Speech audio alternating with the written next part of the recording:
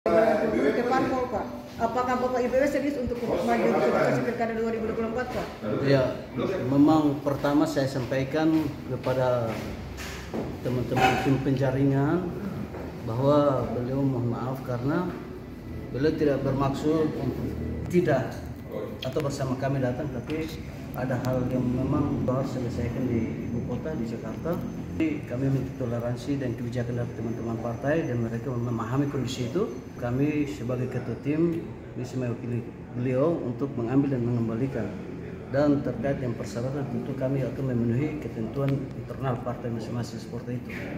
Jadi tidak bermaksud untuk seperti apa yang dibayangkan orang bahwa hanya sekedar iseng atau sekedar uji coba, tidak seperti itu, tapi beliau memang berkesungguhan untuk ikut dalam kontestasi Pilkada Maluku Tenggara 2024-2029 itu sendiri.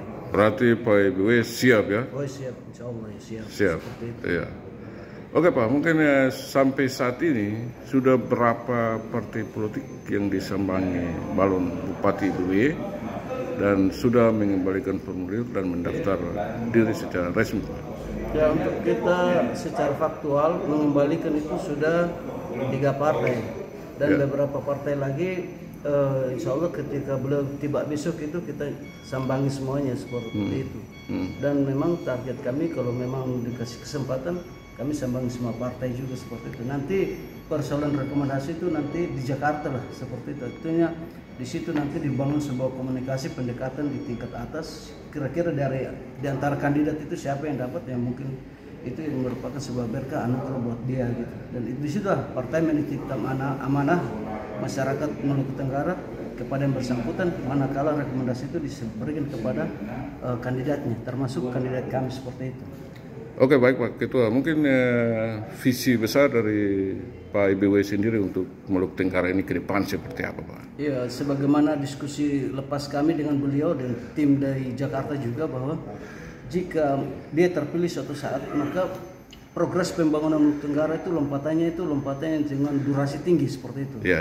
Artinya dia tidak hansi menggunakan anggaran APBD untuk membangun Maluku Tenggara, tetapi dia akan menggunakan dana-dana di luar APBD itu untuk membangun Maluku Tenggara, sehingga lompatan pembangunan itu dia mengalami sebuah digit yang jauh lebih tinggi daripada perencanaan pembangunan pada tahun-tahun kemarin yang sifatnya dia manual seperti itu. Jadi berarti Pak IBW tidak berharap dengan APBD yang hanya 1 triliun ini Pak ya? Kita doain saja supaya kalau ketika dia terpilih itu alokasi anggaran khusus APBD untuk Maluku Tenggara itu digitnya ditambah gitu seperti itu. Dan mudah-mudahan kita berharap bahwa dengan adanya besaran digit itu maka laju pertumbuhan pembangunan semua sektor itu akan kita gelakan untuk kemakmuran kesejahteraan masyarakat. Namun hal yang terpenting bahwa persoalan sumber daya manusia itu selalu dijadikan prioritas. Karena bagaimanapun pembangunan sumber daya manusia itu merupakan hal yang mendasar yang tentu itu yang diprioritaskan untuk kita entaskan ketertinggalan dan kekurangan pembangunan di daerah kita seperti itu. Pak, satu lagi Pak, terkait profilnya IBW sendiri Pak, banyak masyarakat bertanya-tanya dari kalangan apa Pak, latar belakang apa, kalau bisa disebutkan dari pengusaha apa Pak? Kalau terkait dengan keseharian aktivitas dia dalam posisi dia ingin mencalonkan dia, bahwa kalau dikatakan dia itu sebenarnya pebisnis Pak, seperti itu. Pengusaha kalau Pak ya? Dikatakan kalangan seperti itu. Jadi kalau berbicara tentang secara detailnya, dia di dalam file yang kita masukkan itu ada memimpin beberapa perusahaan-perusahaan yang sifatnya dia multi, seperti yang bergerak pada usaha-usaha yang sifatnya dia antar negara seperti itu. Jadi seperti itu. Ya, Pak, mungkin pertanyaan dari saya. Kita tahu dari penyampaian setiap partai bahwa penting untuk setiap calon mendapatkan rekomendasi adalah terkait dengan elektabilitas dari hasil survei sendiri. Nah, sampai sejauh ini kira-kira bagaimana tim IWB persiapannya dalam menjamin terkait dengan elektabilitas partai ketika survei dilaksanakan? Jadi gini, partai punya penilaian terhadap seseorang itu bukan hanya elektabilitas, ada faktor-faktor yang lain juga. Elektabilitas adalah satu dari semua kriteria yang nanti akan partai memberikan rekomendasi seperti itu. Jadi kalau katakanlah IBW mungkin untuk sementara belum begitu akrab di telinga masyarakat atau dikenal masyarakat, tetapi ada varian-varian lain juga yang memang dilihat dari sisi kepentingan politik kepartaian, politik pembangunan daerah, dia juga sangat representan untuk bisa mendapat rekomendasi dari DPP itu dengan pertimbangan-pertimbangan lain lagi. Jadi ini persoalan kita mengelola politik itu kan variabelnya banyak seperti itu. Bukan hanya indikator dengan elektabilitas, tetapi varian-varian lain itu yang juga harus diperhitungkan, termasuk salah satu komitmen dia akan membesarkan partai-partai.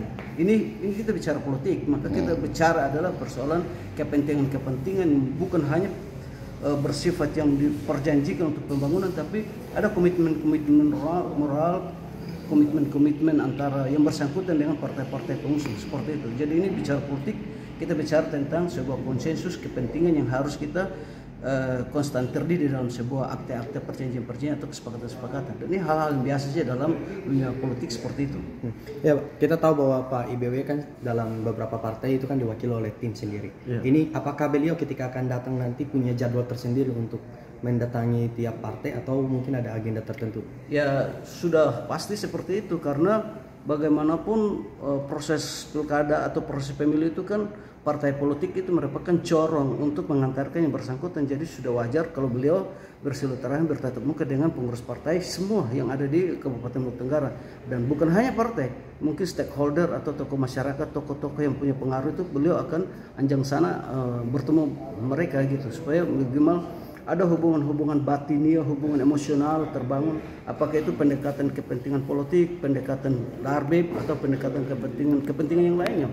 Dan di situ akan kita mencoba untuk menginventarisir semua titik-titik taut daripada masyarakat dengan IBW itu sendiri, sehingga menghimpun masyarakat untuk membangun sebuah interaksi antara kandidat dan masyarakat itu bisa terkesinambungan kepada semua elemen masyarakat di Maluku Tenggara seperti itu. Pak, pertanyaan terakhir Pak, apakah memang IBW berasal dari keluarga cendana Pak?